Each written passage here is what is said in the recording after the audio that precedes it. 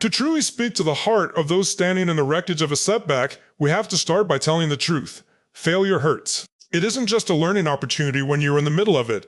It feels like a heavy, suffocating weight. It feels like the world is moving forward while you are stuck in the mud. But I am standing here today to tell you that this feeling is a lie. The pain you feel is not the sound of your world ending. It is the sound of your old skin cracking so that a stronger version of you can emerge.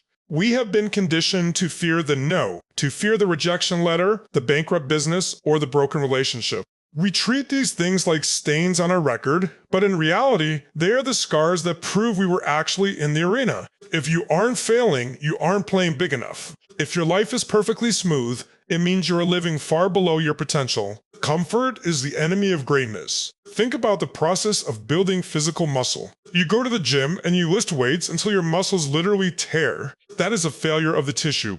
If an outsider didn't understand the process, they would see you sweating, shaking, and damaging your body and call it a disaster. But the athlete knows that the tear is the requirement for the growth. The body heals those fibers to be denser and stronger than they were before. Life works exactly the same way. Every time you fail, you are tearing the fibers of your character. You are being forced to rebuild your spirit with more density, more resilience, and more wisdom. You cannot get that strength by reading a book or watching a video. You can only get it by failing, feeling the sting, and deciding that you are going to get up anyway. That getting up is where the magic happens.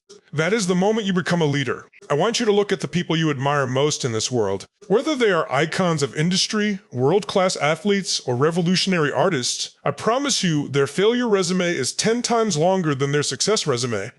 We see the trophy, but we don't see the years of being laughed at. We see the billionaire, but we don't see the 3 companies that went under before the big one took off. The only difference between them and the people who never made it is that they had a higher tolerance for being wrong. They understood that failure is just a data point. It's the universe's way of saying, not that way, try this way. When you stop taking failure personally, you become dangerous. You become unstoppable because you no longer fear the outcome. You realize that even if you lose, you're just going to learn something that makes you better for the next round. Most people spend their lives trying to avoid embarrassment. They stay in jobs they hate and relationships that are dead because they are afraid of what people will say if they try something new and it doesn't work out. But let me ask you, whose opinion are you protecting? The people who judge you for failing are usually the people who are too scared to try anything themselves. Their criticism is just a defense mechanism for their own mediocrity. You have to be willing to look foolish for a season if you want to look like a genius for a lifetime. Every master was once a disaster. Every expert was once a beginner who refused to quit. You have to give yourself permission to be bad at something until you are good at it, and then good at it until you are great at it. There is a specific kind of clarity that only comes when you hit rock bottom. When you are at the top, you are distracted by the view. When you are successful, you are surrounded by people who tell you what you want to hear. But when you fail, the noise stops. The fair-weather friends disappear. The ego is stripped away. In that silence, you find out who you really are. You find out what you actually believe in. Failure is the ultimate filter. It filters out the weak intentions and leaves behind the core obsession. If you still want to achieve your goal after failing miserably at it, then you know you were born to do it. That realization is more valuable than any easy victory. It gives you a sense of purpose that can't be shaken by market crashes or personal setbacks. I want you to shift your language. Stop saying I failed and start saying I am currently being educated. If a scientist runs an experiment and it doesn't work, they don't throw their hands up and scream that they are a failure. They write down the result, they adjust the variables, and they go back to the lab. You are the scientist of your own life. This setback is just a result. What did it teach you about your timing? What did it teach you about your team? What did it teach you about your own discipline? Take the data and leave the drama. The moment you strip the emotion away from the failure, it loses its power over you. It becomes a tool you use to build your future, rather than a weapon the world uses to beat you down. The path to success is not a straight line. It is a jagged, messy, confusing zigzag. There will be days when you feel like you've taken 10 steps backward. There will be nights when you wonder if you're delusional for even trying. In those moments, I want you to remember that the darkest part of the night is always just before the dawn. The hardest struggle usually comes right before the biggest breakthrough. If you quit now, you are guaranteeing that the failure stays permanent. But if you keep going, you are ensuring that the failure is just a chapter in your success story. You get to decide how the story ends. Do you want it to be a tragedy about a person who gave up? or an epic about a person who refused to stay down. To build on that momentum, we have to look at the architecture of a comeback. A comeback isn't just about trying harder, it's about thinking differently. When you are standing in the middle of a mess, the first thing you have to do is take extreme ownership of everything. It is so easy to blame the economy, your upbringing, your boss, or your bad luck.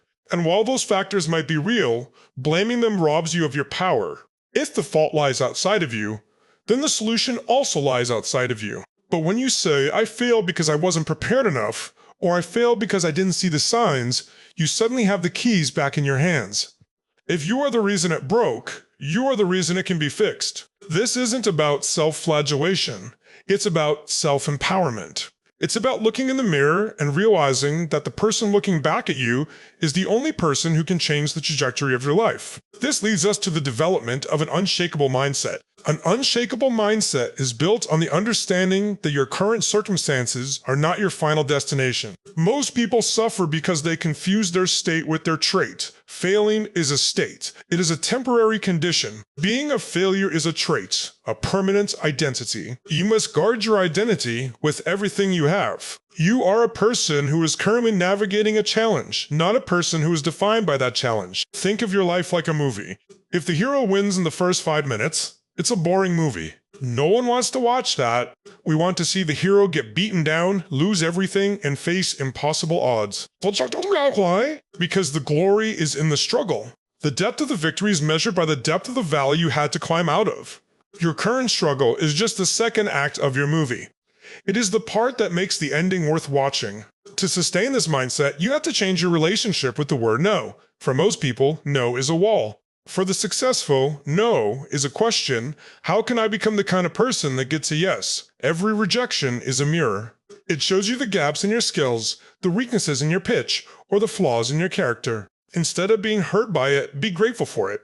The world is giving you a free education. If you send out 50 resumes and get 50 rejections, the world is telling you that your current presentation isn't working. That is a gift. It means you don't have to keep doing the same thing for the next 20 years. You can pivot. You can learn a new skill. You can rewrite your story. The only way to lose is to stop asking the question. We also have to talk about the concept of micro wins. When you have suffered a massive failure, the idea of a massive success feels impossible.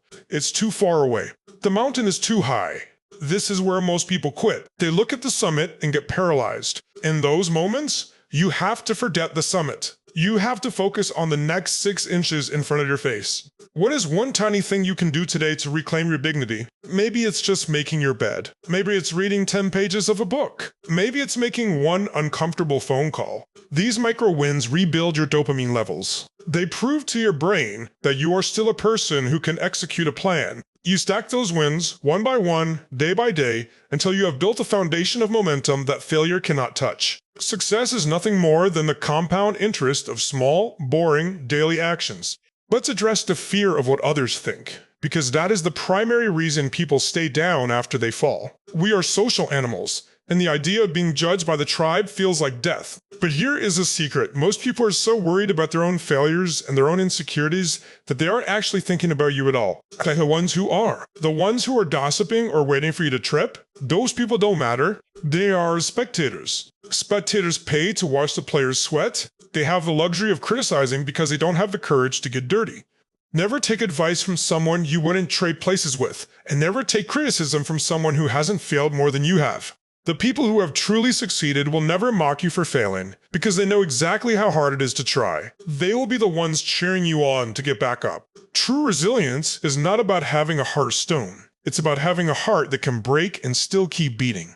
It's about being vulnerable enough to admit you were wrong and brave enough to try again. There is a Japanese concept called kintsugi, where broken pottery is repaired with gold. The idea is that the piece is more beautiful and more valuable because it has been broken. The cracks are not hidden, they are highlighted. Your life can be kintsugi. Your setbacks, your heartbreaks, and your bankruptcies can be the gold that joins the pieces of your life together. They are the parts of you that will shine the brightest when you finally reach your goal. They are what will make your story resonate with others. They are what will make you a leader worth following. Now, I want you to imagine yourself 1 year from today. Imagine that you didn't give up. Imagine that you took the pain of this moment and used it as fuel. You didn't let it burn you, you used it to heat the engine. You worked while others slept. You learned while others complained. You stayed silent while others bragged. A year from now, you will look back at this day, this exact moment of doubt, and you will realize it was the turning point. You will see that this failure was actually the greatest gift you ever received because it stripped away everything that wasn't you and left only the core of your strength. You are not starting over, you are starting from experience. And that is a massive advantage. The legacy of persistence is not written in the moments of ease, it is carved into the moments of absolute exhaustion. When we talk about legendary figures, we often skip the middle chapters of their lives. We talk about Thomas Edison's light bulb, but we gloss over the years he spent in a dark lab being mocked by the press as a dreamer who had lost his mind. We talk about Abraham Lincoln's presidency, but we forget the decades of lost elections, failed businesses, and nervous breakdowns that preceded his time in the White House. These people did not have a special success gene, they simply had a higher threshold for the word no. They understood that the world is built by people who were too stubborn to stop when things got difficult. Persistence is the ultimate equalizer. It doesn't matter if you aren't the smartest person in the room, the most connected, or the most talented. If you are the person who refuses to leave the room until the job is done, you will eventually outlast everyone else. Time is a filter. It filters out those who are merely interested and leaves behind those who are truly committed. Commitment is easy when the sun is shining and the bank account is full. Commitment only truly begins when the emotions that started the journey have faded. There will be a day, maybe it is today, where you don't feel motivated. Motivation is a feeling, and feelings are unreliable. They come and go with the weather or the quality of your sleep. You cannot build a life on motivation. You must build it on discipline. Discipline is doing what you said you were going to do long after the mood you set it in has left you. When you are in the depths of a failure, discipline is your only lifeline. It is the routine of getting out of bed, the ritual of the work, and the refusal to let your internal dialogue dictate your external actions. You must learn to talk to yourself rather than listen to yourself. If you listen to yourself, you will hear excuses, fear, and the desire for comfort. If you talk to yourself, you can remind yourself of your why. You can command your body to move. You can dictate your destiny. I want you to think about the people who are coming after you.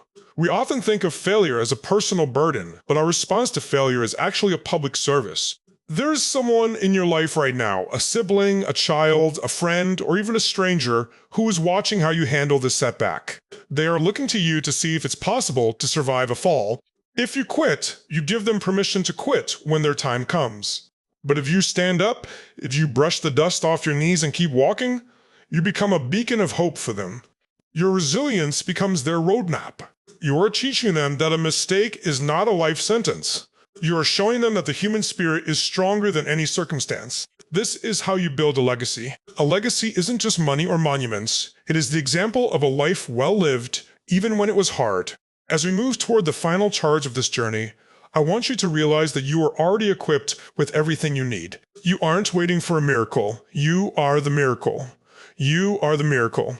The fact that you have the desire to improve, the hunger to grow, and the heart to keep searching for answers proves that the fire hasn't gone out. That spark is all you need to start a conflagration. Don't wait for the perfect conditions. The perfect conditions are a myth designed to keep people paralyzed. Start where you are. Use what you have. Do what you can. If you can't run, walk. If you can't walk, crawl. Just do not stay where you fell. The Earth is rotating at 1,000 miles per hour. The universe is in constant motion.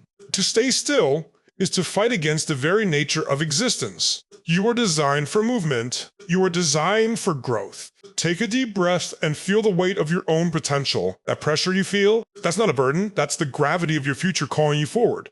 You have been through the fire, and the fire didn't consume you. It refined you. The impurities of doubt and hesitation have been burned away. What is left is a tempered version of yourself that is ready for the next level. Success is not a destination you reach. It is a way of traveling.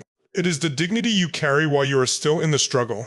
It is the smile you keep when things are going wrong. It is the unwavering belief that you are worthy of your dreams, regardless of what the scoreboard says today. Now go out and fail again. Fail better? No, fail bigger. Reach for things so ambitious that they scare you. Because on the other side of that fear, on the other side of those failures, is the life you have been dreaming of. The only person who can stop you is the person you see in the mirror. And that person has already survived 100% of their bad days. Your track record for survival is perfect. You have a 0% failure rate when it comes to getting through the day. So take that confidence into the next chapter. The world doesn't need more people who play it safe. The world needs people who are brave enough to be broken and strong enough to put themselves back together. It needs people who can look failure in the eye and say, "Is that all you've got? This is your moment." Not the moment you win the award, not the moment you sign the contract, but right now. This moment of decision, the decision to try one more time, the decision to believe one more time, the decision to be the hero of your own story.